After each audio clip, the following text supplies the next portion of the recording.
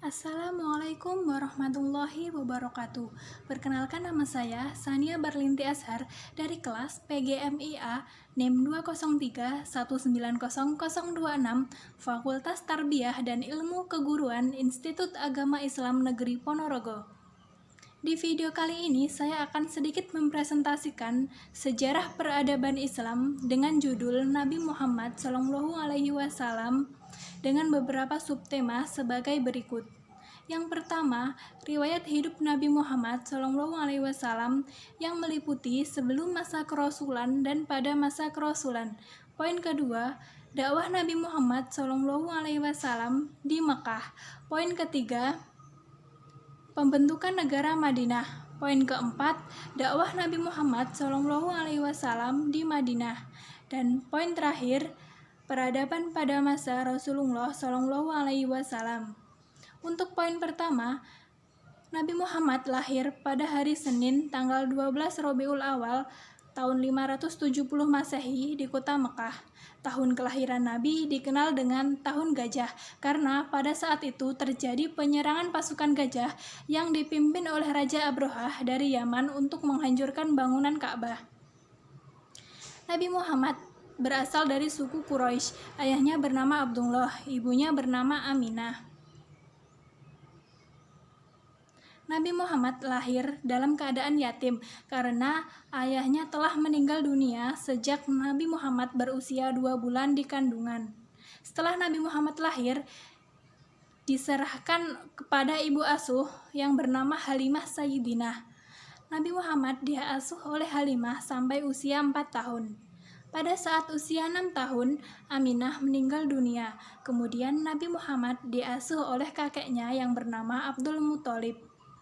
Setelah usia 8 tahun, kakeknya meninggal dunia. Kemudian Nabi Muhammad dirawat oleh pamannya yang bernama Abu Thalib. Ada 2 jenis pekerjaan Nabi Muhammad sebelum menjadi Rasul.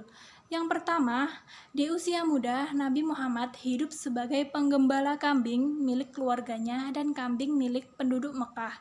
Yang kedua, pada usia 25 tahun, Nabi Muhammad pergi ke Syria untuk membawa barang dagangan milik saudagar wanita kaya raya yang bernama Khadijah. Khadijah adalah wanita pertama yang masuk Islam dan banyak membantu Nabi dalam menyebarkan agama Islam. Dalam perjalanan menuju ke Syria, Nabi Muhammad bertemu dengan sosok pendeta yang bernama Buhairah. Pendeta tersebut mengetahui adanya tanda-tanda kenabian dalam diri Muhammad, sehingga pendeta tersebut menasehati Abu Thalib agar tidak terlalu jauh dalam memasuki Syria. Dikhawatirkan orang-orang Yahudi yang mengetahui adanya tanda-tanda tersebut akan berbuat jahat kepada Nabi Muhammad. Sebagai seorang pemuda, Nabi Muhammad tidak mengikuti kebiasaan buruk masyarakat saat itu.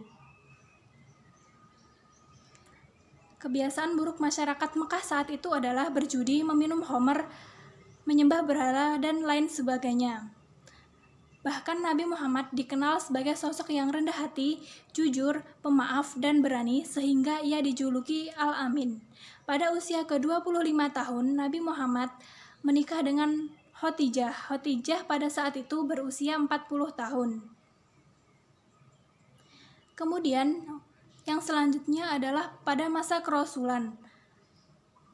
Pada tanggal 17 Ramadan tahun 611 Masehi, Malaikat Jibril muncul di hadapannya untuk memberikan wahyu yang pertama. Dengan turunnya wahyu pertama tersebut, Muhammad terpilih sebagai nabi. Setelah wahyu pertama turun, Nabi Muhammad selalu menantikan kedatangan Malaikat Jibril ke Gua Hiro. Dalam proses penantian tersebut, Nabi Muhammad menerima wahyu yang berisi perintah untuk melakukan dakwah. Dakwah pertama yang dilakukan Nabi secara sembunyi-sembunyi hanya di kalangan keluarga, teman-teman terdekatnya dalam kurang lebih 3 tahun. Kemudian dakwah kedua dilakukan oleh Nabi secara terang-terangan kepada seluruh masyarakat umum, baik dari penduduk Mekah ataupun dari penduduk di negeri yang lain. Kemudian poin kedua adalah dakwah Nabi Muhammad SAW di Mekah. Tugas kenabian diberikan kepada Nabi Muhammad pada hari Senin tanggal 17 Ramadan di Gua Hiro. Tugas kenabian itu sebagai penanda peralihan zaman dari masa Jahiliyah menuju zaman Islamiyah dengan turunnya wahyu pertama, yaitu surat Al-Alaq ayat 1-5. Ada dua cara yang dilakukan Nabi dalam melakukan dakwah. Untuk cara yang pertama, Nabi melakukan dakwah secara sembunyi-sembunyi hanya di kalangan keluarga, teman-teman terdekatnya, kaum fakir, dan budak yang dilaksanakan selama 3 tahun.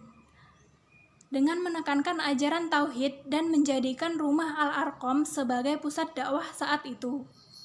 Kemudian cara yang kedua, Nabi melakukan dakwah secara terang-terangan kepada seluruh masyarakat Mekah sehingga menimbulkan pertentangan dari mereka.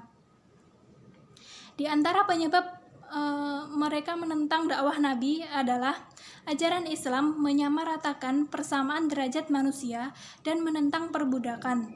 Ajaran Islam juga menyalahkan penyimpangan akidah masyarakat Mekah saat itu, ketakutan terhadap hari kebangkitan dan pembalasan seluruh amal manusia, kemudian kerugian ekonomi yang diakibatkan oleh perjualan berhala yang tidak laku, dan sebagainya. Perlawanan masyarakat Mekah yang dipimpin oleh Abu Jahal dan kaum Quraisy diawali dengan dilakukan penindasan terhadap orang-orang lemah dan budak yang menganut agama Islam. Tidak hanya itu, permusuhan dan penganiayaan juga diarahkan kepada Rasulullah yang selalu dibela oleh Abu Thalib dan Khadijah. Ketika penindasan terhadap umat Islam berlangsung, dukungan kepada kaum muslimin justru bertambah dengan Hamzah bin Abdul Muthalib dan Umar bin Khattab yang masuk Islam pada tahun ke-5 kenabian. Setelah mereka gagal dalam menghalangi dakwah Nabi, mereka melakukan pemboikotan terhadap Banu Hashim selama kurang lebih 3 tahun. Kemudian setelah pemboikotan selesai pada tahun ke-10 kenabian, Nabi Muhammad mendapatkan musibah, yaitu pamannya Abu Thalib meninggal dunia. Tetapi Nabi Muhammad tidak berputus asa melakukan dakwah hanya sampai di situ. Pada tahun ke-11 kenabian terdapat 6 penduduk Madinah yang masuk Islam.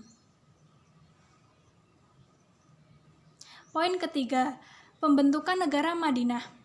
Setelah tiba dan diterima penduduk Yathrib, Nabi Muhammad resmi menjadi pemimpin di kota itu. Babak baru dalam Islam pun dimulai. Berbeda dengan periode Mekah, pada periode Madinah ini, Islam merupakan kekuatan politik. Dalam rangka memperkokoh masyarakat dan negara baru, ia meletakkan dasar-dasar kehidupan bermasyarakat.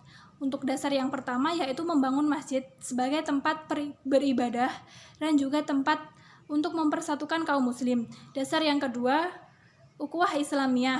Dasar yang ketiga, hubungan dengan pihak lain yang tidak beragama Islam. Dengan terbentuknya negara Madinah ini, Islam semakin kuat. Perkembangan Islam yang semakin pesat membuat orang-orang kafir Quraisy akan melakukan apa saja dalam menghadapi umat Islam. Untuk menghadapi kemungkinan itu, Nabi Muhammad mengatur siasat dengan membentuk pasukan tentara. Poin yang keempat adalah dakwah Nabi Muhammad SAW di Madinah. Setelah tersebarnya kabar tentang sekelompok penduduk Madinah yang masuk Islam, membuat orang-orang kafir Quraisy semakin meningkatkan tekanan terhadap orang-orang mukmin di Mekah. Oleh karena itu, Nabi Muhammad memerintahkan orang-orang mukmin Mekah untuk berhijrah ke Madinah untuk terlebih dahulu. Setelah itu Nabi akan menyusulnya. Nabi Muhammad tiba di Madinah pada hari Jumat, tanggal 12 Rabiul Awal tahun ke-13 kenabian atau sekitar 622 Masehi dengan menggunakan strategi dakwah sebagai berikut. Strategi yang pertama yang digunakan Nabi adalah membangun masjid. Yang kedua, mendamaikan suku Aus dan suku Khazraj. Kemudian yang ketiga, Nabi mempersaudarakan kaum Muhajirin dan kaum Ansor. Kemudian yang keempat, Nabi mengembangkan sikap toleran terhadap penganut agama lain. Kemudian yang kelima, diplomasi dan perjanjian damai. Yang keenam, mempertahankan eksistensi agama dan negara Madinah. Yang terakhir, Nabi melakukan dakwah dengan surat menyurat. Untuk poin yang terakhir yaitu peradaban pada masa Rasulullah. Rasulullah dalam membangun peradaban di Madinah melalui beberapa hal sebagai berikut. Yang pertama, membangun masjid. Langkah pertama yang dilakukan Rasulullah adalah membangun masjid dan menetapkan arah kiblat.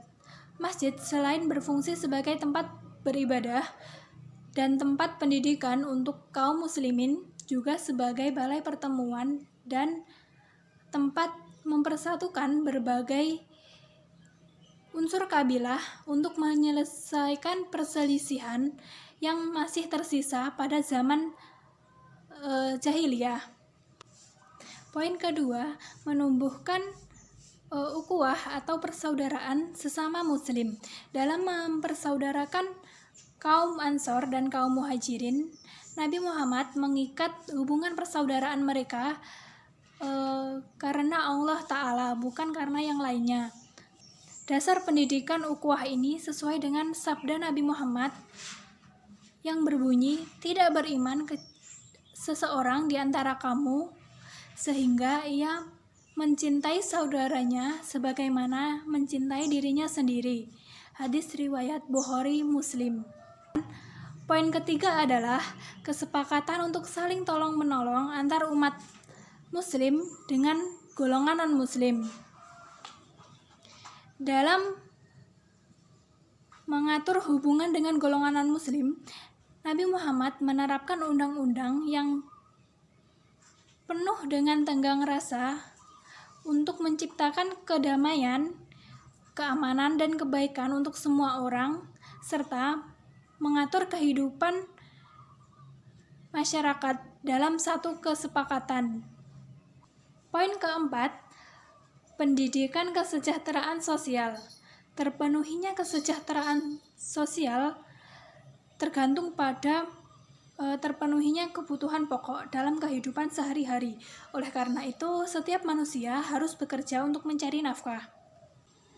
Poin kelima adalah pendidikan kesejahteraan keluarga, sebagaimana dalam Al-Quran surat An-Nisa ayat 1 yang mengingatkan bahwa untuk memelihara hukum-hukum Allah dalam hal pasangan suami istri, karena kesejahteraan masyarakat tergantung pada kesejahteraan, ketentraman, dan kedamaian dalam hubungan suatu keluarga.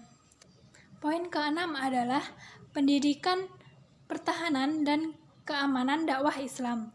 Setelah berlakunya Konstitusi Madinah, kaum muslimin secara resmi menjadi satu kesatuan sosial dan politik atau masyarakat yang berdaulat sendiri dan diakui kedaulatannya oleh masyarakat sekelilingnya. Dengan demikian, masyarakat muslim menjadi satu negara di bawah bimbingan Rasulullah SAW yang mempunyai kedaulatan. Hal ini sebagai dasar landasan untuk menyampaikan dakwah kepada seluruh umat manusia secara bertahap. Mungkin hanya itu yang bisa saya sampaikan. Mohon maaf apabila ada kesalahan dari saya. Sekian, terima kasih. Wassalamualaikum warahmatullahi wabarakatuh.